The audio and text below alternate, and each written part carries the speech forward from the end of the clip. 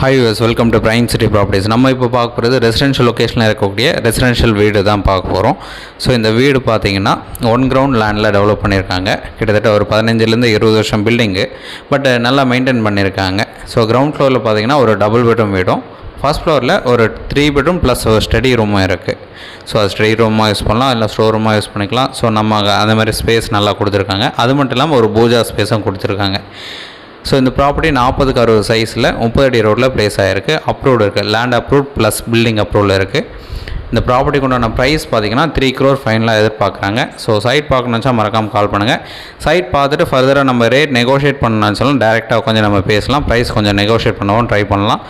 So loan eligible அழகாக move பண்ணிக்கலாம். South facing 40 அடி ஃப்ரண்டேஜ் இருக்கும், 30 அடி ரோட்டில் இருக்குது. ஸோ டோட்டலாக 5 பெட்ரூம் ப்ளஸ் ஒரு ஸ்டடி ரூம் இருக்குது.